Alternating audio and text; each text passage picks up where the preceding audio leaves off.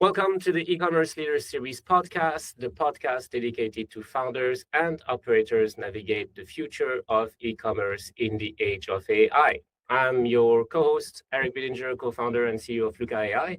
And today I have the pleasure of welcoming Nicolas Trannoy, who's the chief strategist at Lucky Cart.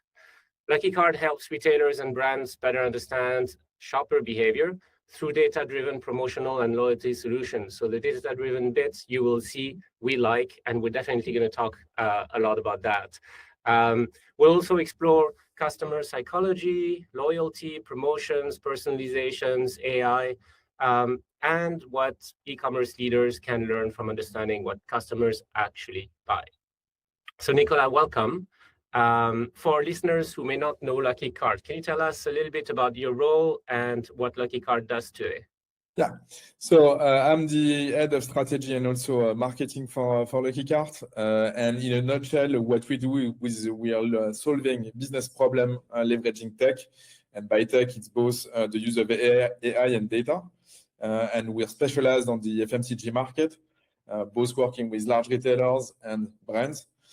So if to make it simple, we're a mix of data tech because we use a lot of data, but also an ad tech because we're pushing some advertising to the shoppers at the end. So we're a bit of a hybrid position. We're considered as being part of the retail media ecospace.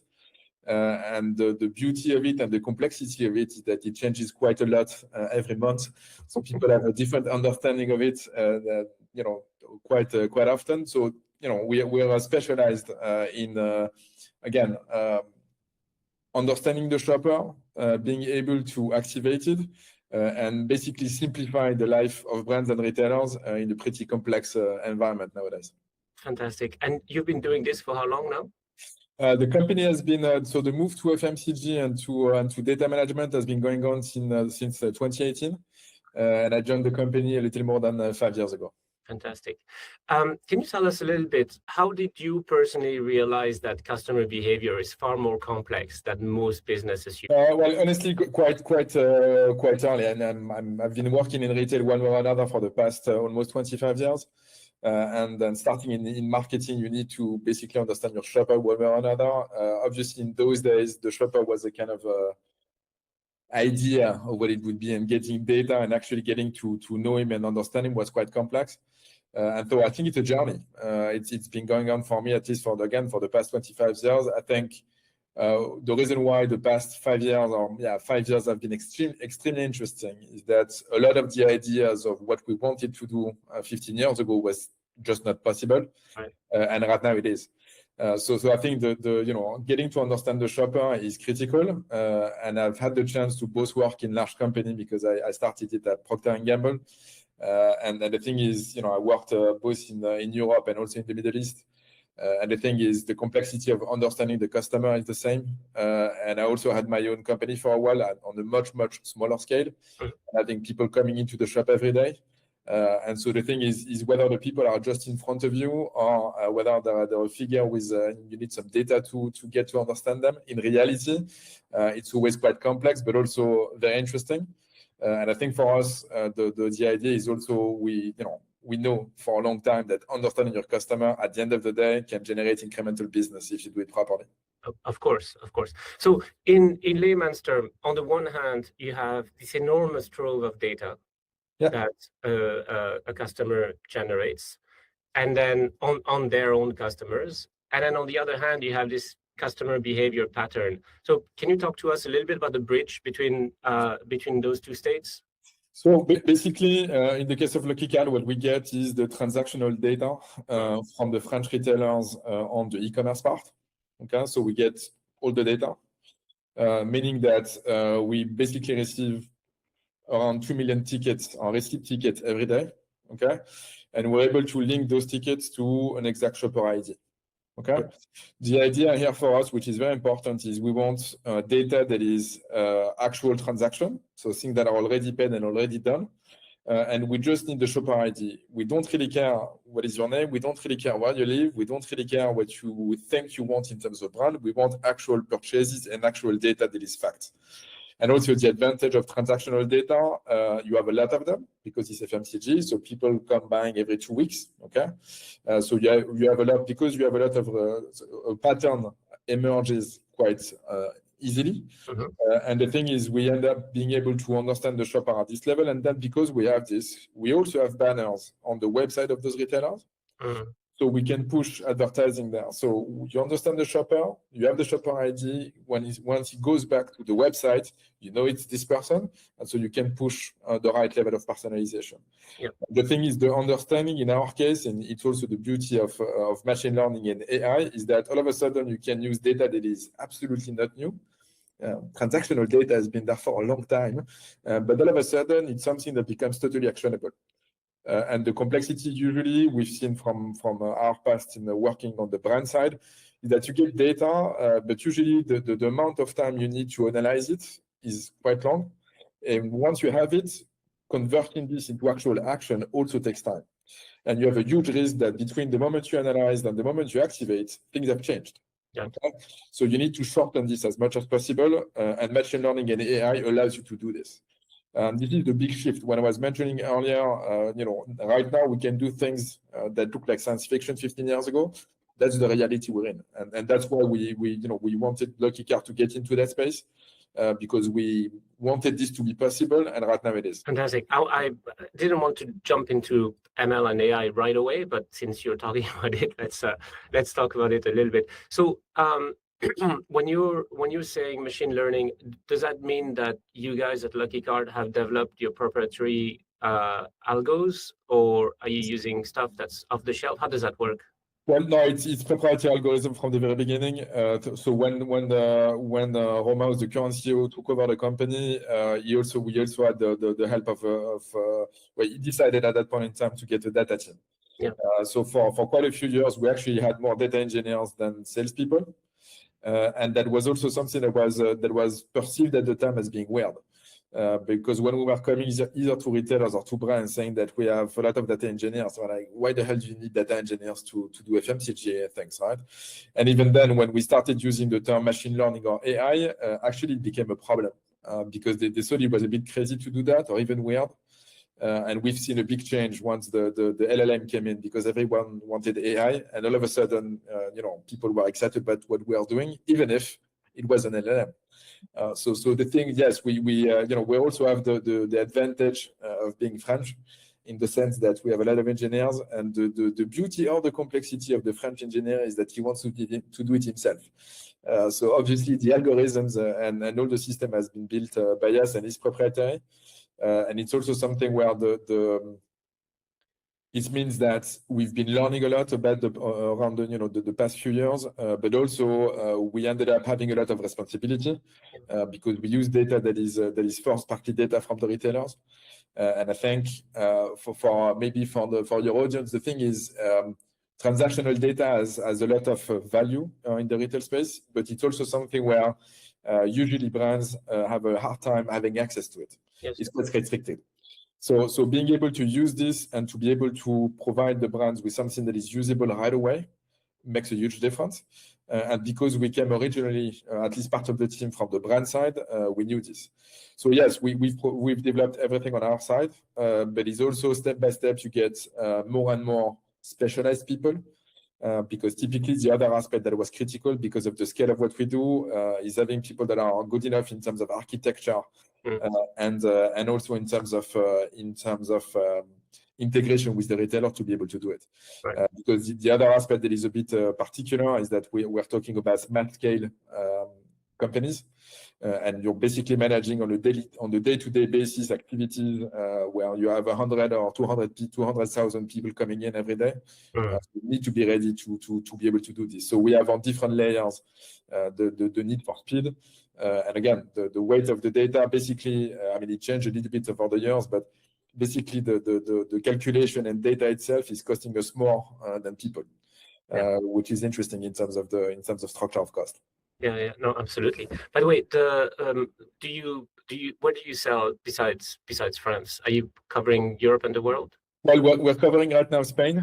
So in the French market, we're covering 90% of the French retailer. In Spain, we're working with Carrefour, and we're actively trying to get internationally. For the moment, mainly in Europe.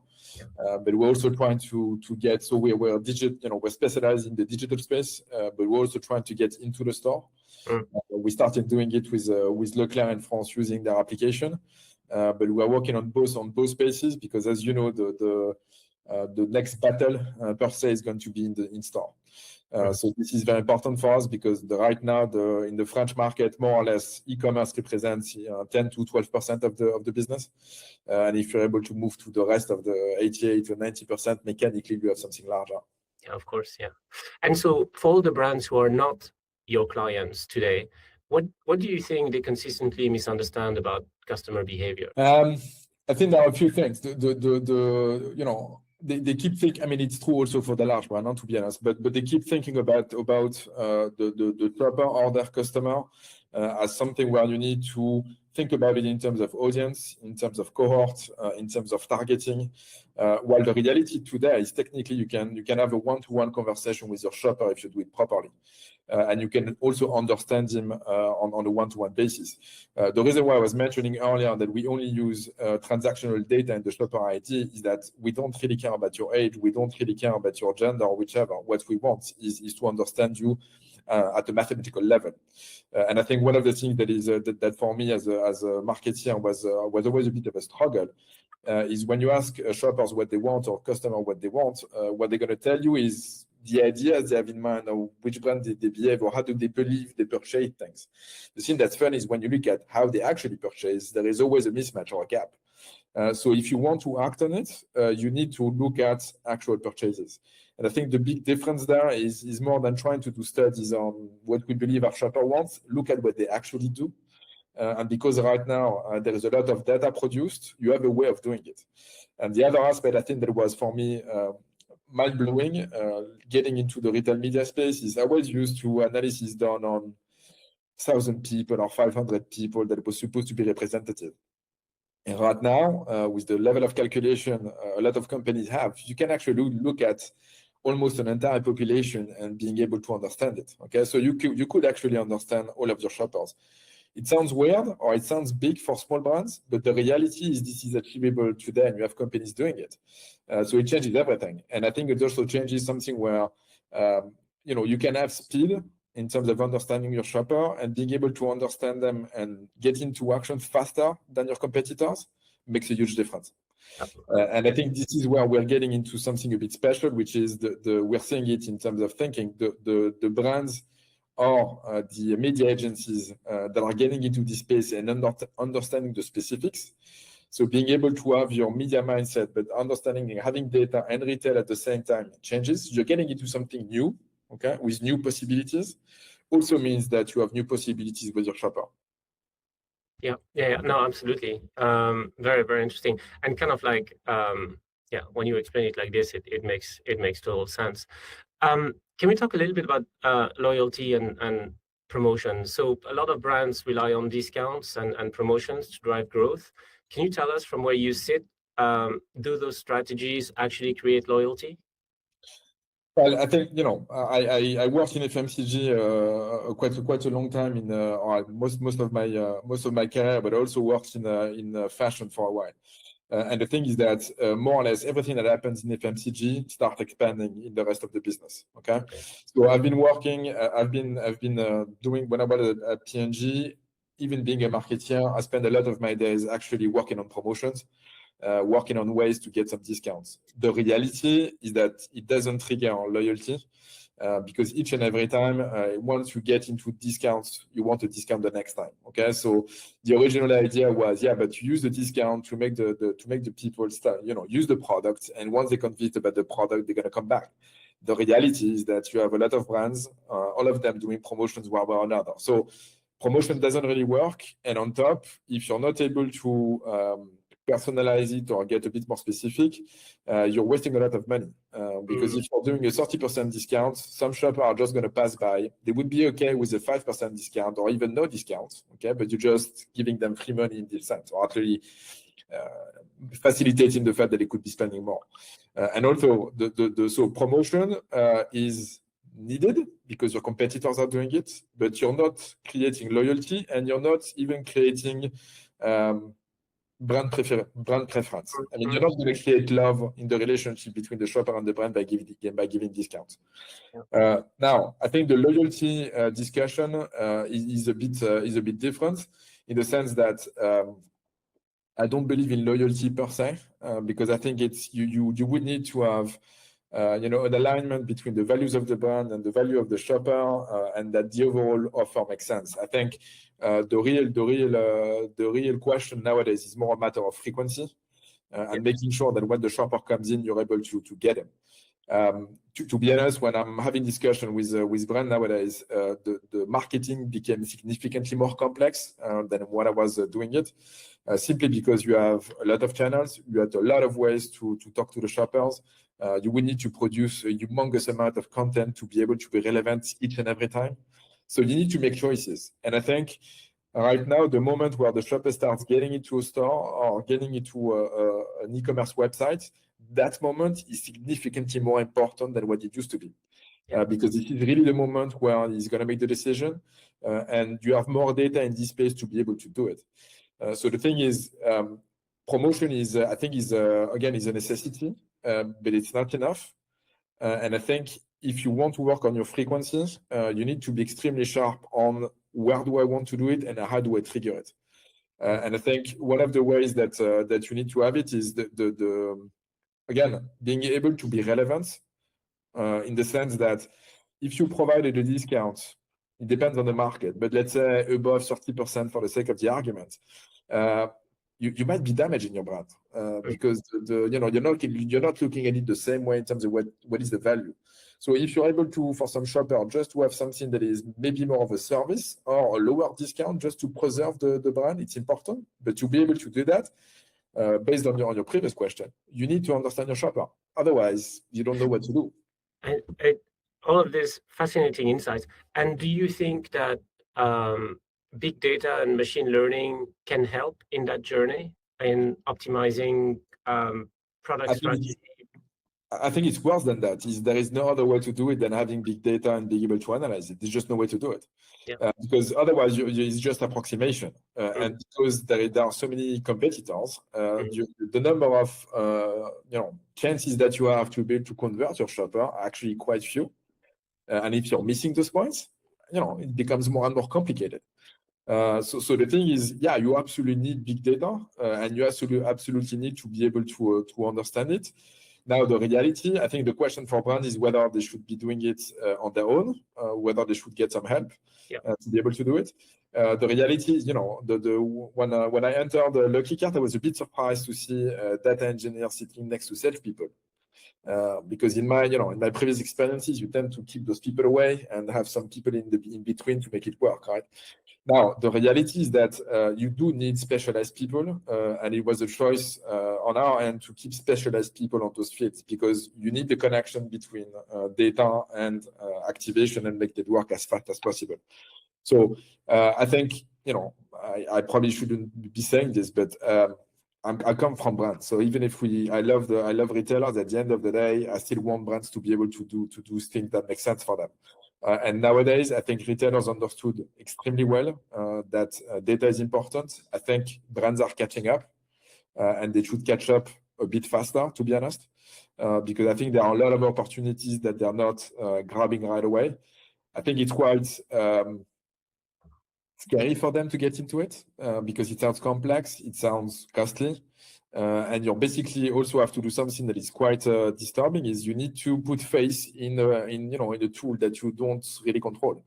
If you're used to targeting and so on, you want to shape your audience, you want to make sure that you're adding the insights that you believe are important. Well, in reality, data is doing a much better job than you, much faster. And on top, you can use it right away, right? But it's quite weird in terms of you have to let it go to be able to move forward. And again, I think nowadays, brands are still sometimes in the media mindset. I have an audience, I push my message and let's see what happens. Well, in reality, you could have something that goes much faster, generating data, adapting, and being able to do it. So again, for me, brands nowadays should be taking a bit more risk in terms of doing it. And honestly, I think for smaller brands, it's even more important because they could be able to catch up. Again, big brands are very interesting. They have a lot of power, but they can be quite slow in the decision making. So, maybe there is an opportunity for the smaller ones. Here you go. As an applied mathematician myself, everything that you say is music to my ears. So let's segue a little bit into AI and the future of commerce. So obviously AI transforming business, how business understands and engage with customers. So how do you think AI will change retail over the next 5 years? Well, honestly, I wish I knew. I think nowadays, I think what is very interesting is that the number of scenarios that you can have in terms of what can happen are absolutely massive.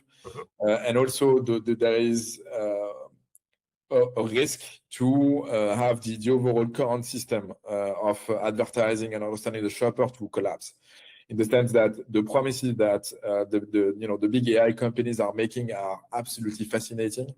When you look at the demo of agentic AI, that thing looks fantastic. But then as soon as you get into the nitty-gritties of what it would mean for businesses, you do realize that it's going to be significantly more complicated than what they're saying. And I think if you look at big retail or classical retail, I think physical stores are having a very hard time. And I think they need to realize that being able to provide an experience in store, being able to use data in the store is absolutely something they need to get on, because otherwise they're going to get crushed by everything that agentic AI is doing. And if you step back and you want to create a relationship with your shopper, a screen is cool, having data is very cool, but you need to be able to combine this with actual usage of the product, being able to have someone in front of you to be able to do it. Yeah. I think on one side, at least it's my perspective, but I think the experience in store nowadays is not optimal. I think they have a hard time using data and being able to use it live. I think the digital space is significantly more interesting, or at least efficient for shoppers. And there should be something where those two elements, meet in one way or another. And I think AI could do that. So this is the path that I think is the most interesting and the one that would create the most value. I think the other ways of using AI again are super exciting, but could end up destroying value, at least for the brands and the other ones, because you need connections and you need a way to set up your brand. I mean, I'm using AI also and adjusting AI to see how it works. I think it's very efficient, but I think it's kind of disconnects me from what the brand is, and I don't really have to ask myself that many questions in terms of what I want to buy. So sometimes it's cool because maybe I don't want to spend 2 hours, trying to figure out which soap I want to buy. But the reality is that it's also a bit, again, for brands or for retailers, it's tricky. Yeah, no, absolutely. And I mean, look, geo is it's all. I mean, I'd love to have you back on at some point, and we can talk a full episode about just geo. Let's see where that goes. I mean, so many pros, so many cons. I mean, a little bit the Wild West at the moment. Quite a good opportunity set for small brands to be able to leapfrog the large guys if you do your geo right. But anyway, do you think so? Just going back on this AI thing and thinking about what you were talking earlier about this connection between data and action when it comes to banners that you put on the side, real-time actionable tasks that will have a meaningful impact on growing your sales. Do you think it's realistic to think that we're gonna be at a point in the near future where that entire chain is fully automated by agents as well? So we're talking about the back end here. We're not talking about the customer experience, but this ability to, with tools like yourselves, as kind of plug into the agentic flow, kind of have the whole system run on autopilot, where look, this customer is coming onto the site or into the store. We know what this customer likes. Boom, let's serve this person this banner, and all of this process is automated. The short answer is yes. I think the longer answer is there is. I think the big discussion happening nowadays is whether you move into something that is fully automated with the risk of not being relevant each and every time you put the banner, and more importantly, the fact that I mean, the world is a bit strong, but you can end up very easily in terms of bombardment of advertising on a shopper, which is going to have the exact opposite effect. So the thing is, when you look at, I think that's why the word relevance is very important, because if you push if an information is being sent to you as a shopper, and this information is relevant to you and helps you, then you want some more. Yeah. So you can have 50, 10, 20 times something that is relevant. If you see something that is not relevant, that is disturbing your journey, one time, two times, you're going to start being annoyed by this and then stop. So the limit between those two is very, very thin. So for me, the automation part is not really an issue at all. Okay, it's really whether we would be able to have something that stays relevant no matter what. So the automation part, again, I think it's obviously it's complex, but it's feasible. Being able to make sure that within those elements you're able to have the right level of data and the right level of understanding to do it, I think it's a very, very different ballgame. Yeah. And I think in terms of who's going to be able to do it and how far away are we from this, things are getting faster and faster. So probably pretty soon. Yeah. But sorry, I'm cutting you off because I'm thinking this is where something like a tool that what you guys are offering is kind of the missing link.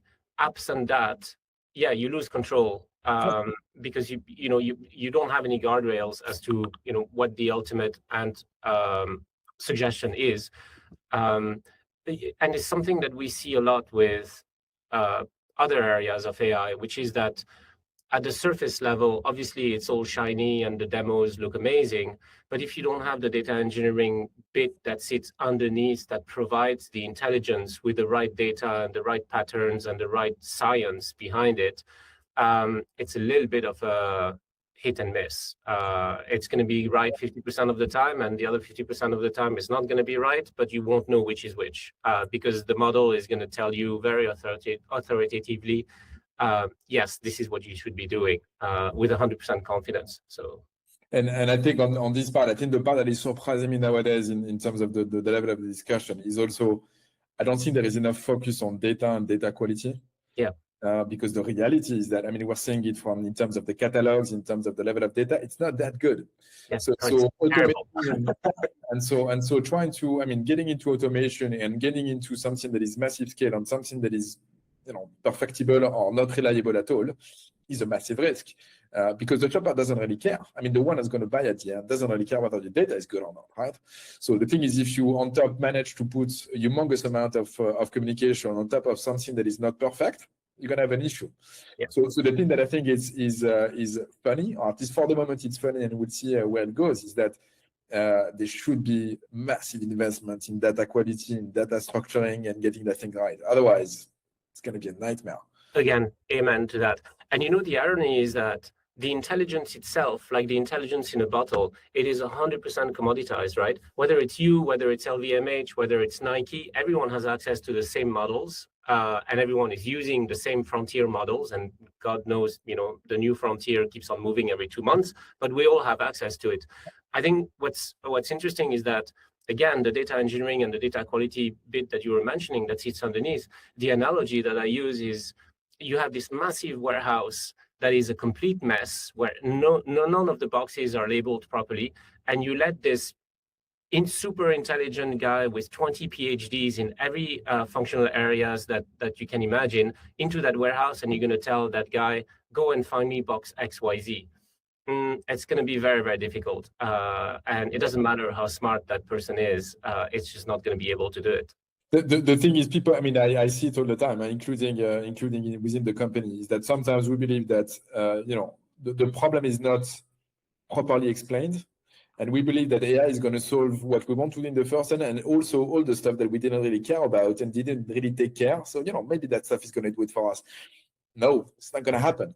And I think that's what this is a trap in terms of how to look at it. And also, I think what I enjoy the most in the getting into the space of AI and getting into you can do things that were not feasible before, is that you need to start getting back to what are the real questions. And I think people are getting too fast into, I want to use AI and do stuff with it, okay? But if you don't have the right question, you're actually totally missing the point. And then you're going to get disappointed with AI. Well, I'm sorry, but AI is not the issue. It's that you didn't have the right question in the first place. And I think this point for me is quite massive. Is people are worried, rightly so, in terms of what it's going to mean for jobs and so on. But honestly, over the past 6 months, I have the feeling that it forces me to go back to actual analysis of the business, actually understanding within the company what are the things that are not working properly, very specifically, and then ask the question whether we should use AI to do it or not, or what can AI help us do within this frame of questioning. And nowadays, it's quite funny when we end up having discussion of people excited about AI, and then you realize quite quickly it's more a fascination with the tool rather than the properly problem-solving situation. Yeah, no, totally. I concur with that. Fascinating discussion, Nicolas. Last question from me. So you've been studying customer behavior for years. What's one thing every business leader should understand about why people buy? I think I used to think that shoppers were not as rational as we wanted them to be, because there was a mismatch between what they were saying, what they were actually doing. Now that we're getting enough data, enough actual purchases or things that are factual, they end up being much more rational than what we believed, as long as you're able to get into the analysis of it, right? So I think it's reassuring in the sense that you can understand your shopper, and I think it's something that I I have to admit that once in a while, when you've been in the space for a long time, you're wondering whether you would be able to actually finally understand your shopper. And I was getting a bit worried a few years ago. Right now, I see it differently. I think we being able to get into some proper data and proper scale of calculation, changing things. But again, I think you also need to mentally be able to drop the analysis to tools that are doing it significantly better than you. And that for me is a big way of you have to change your mindset in how you look at shoppers. Fantastic, Nicolas. That's a great conversation. So for all our audience who are not using big data and machine learning to understand their customer behavior, where can they find you? Well, I'm on luckycar.com. We're in Paris, and if people want to talk to us, we love to do so, and they should come with business problems rather than we want to do a campaign or whatever, because I think what we love is being able to actually solve business issues. Fantastic, Nicolas. Thank you so much for your time. That was a great conversation, and we'll see you guys on the next episode. Thank you very much.